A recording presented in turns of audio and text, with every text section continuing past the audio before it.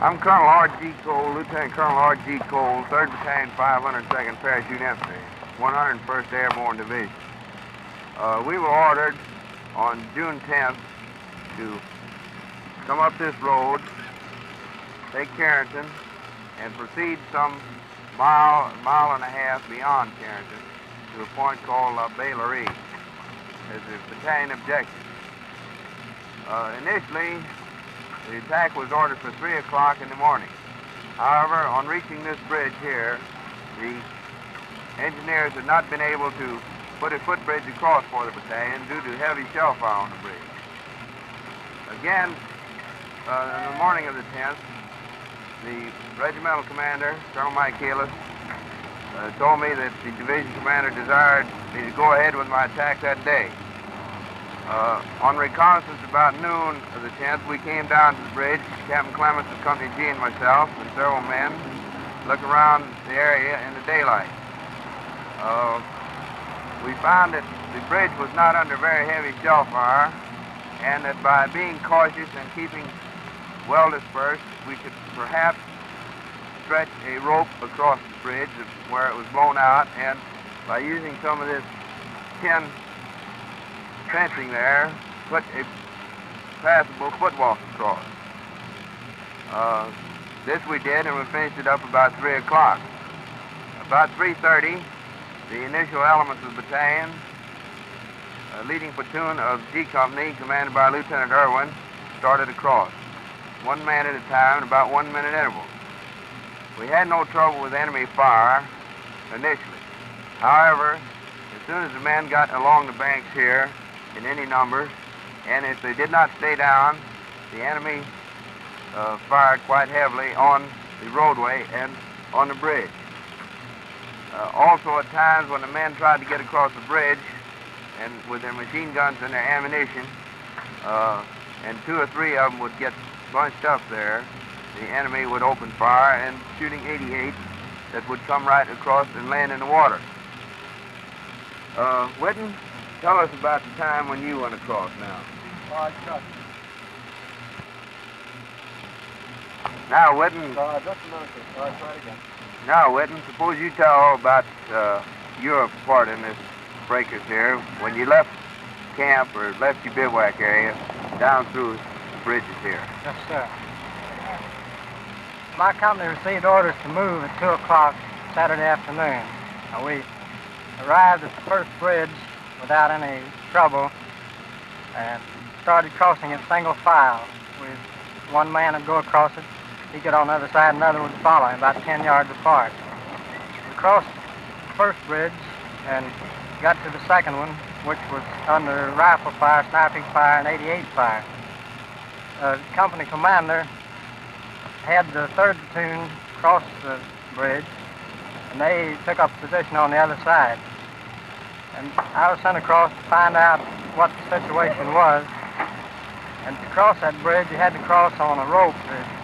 Just a piece of fence had been made, strung across 2 ropes and made a wobbly bridge. But we managed to cross that bridge, take up position in a ditch on the other side of this bridge. All the time, the snipers were firing at us.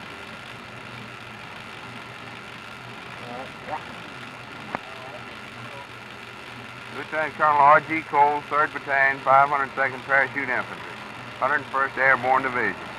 My battalion was ordered to attack these bridges along here, go south of Carentan to a point called La Baillerie.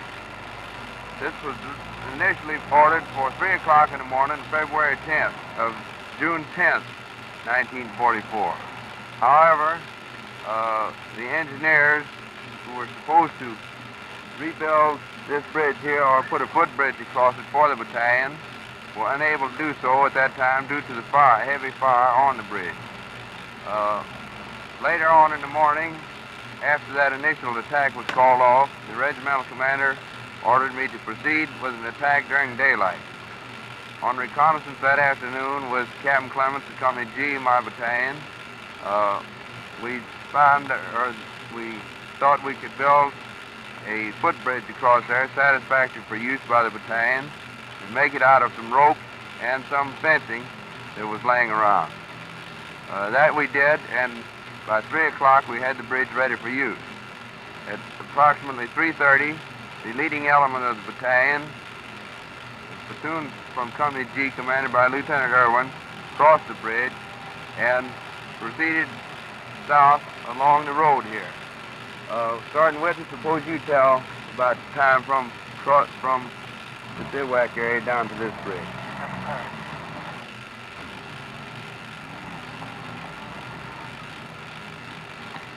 All right, the battalion stayed in position along the causeway there the remainder of the afternoon of June the 10th, and were unable to do anything. What it amounted to was a column of files along each side of the road. They were under heavy fire from these emplacements over in this area. We stayed there during the night, and about 1 o'clock, the Nazis bombed us with 2 planes, which fortunately were soon gotten by our own Air Force. During the morning, early morning hours, about 4 o'clock, we were able to infiltrate men across the bridge there one at a time at about 1-minute intervals, and we got them, the majority of the battalion, pretty well scattered up along the road here and on the field on the other side of the road. And at 5 o'clock, we started out on our original objective. At 5:15, however, just as we'd gotten well dispersed and started moving in good fashion, fire was opened up on us from these positions back in here, and we immediately had to seek cover wherever we were. We stayed in this position until 6:15.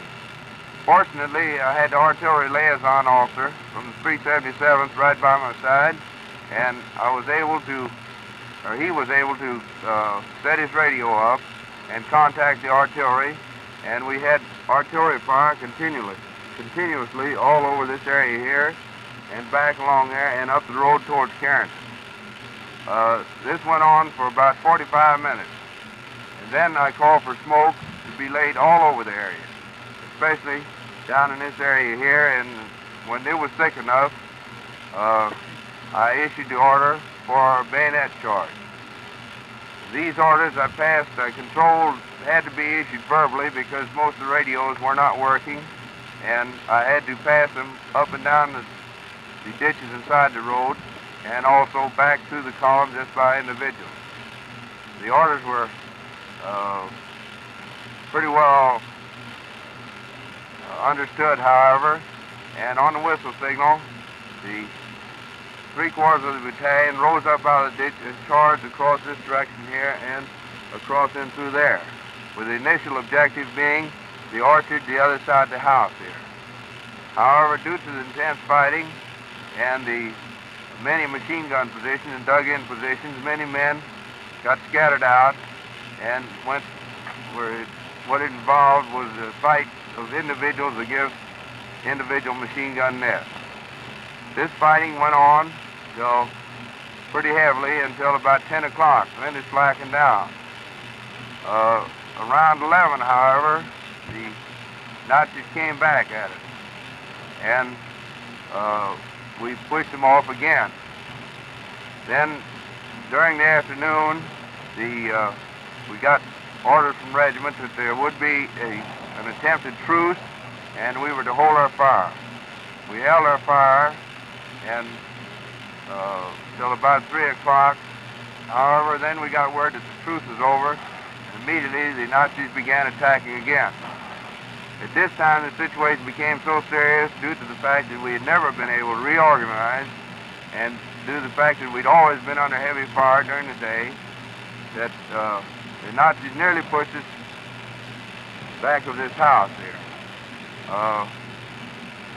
Finally, about 6:30, I called for artillery concentration just about 50 yards the other side of the house, which was given to me, and I believe that scared them out, because from then on, we were able to push on through.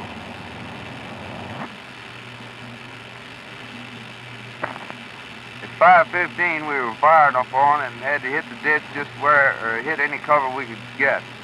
We stayed there, and I saw that the only solution was either to withdraw back the bridge and run the chance of getting everybody killed withdrawing, to attack this position, or just lie in the ditches and be sniped at. So I called for artillery fire, which I received, and then issued order for bayonet charge to be on the whistle signal. At 6:15, majority of the battalion took off across this field here and charged right up in this direction here over those emplacements and over through this direction.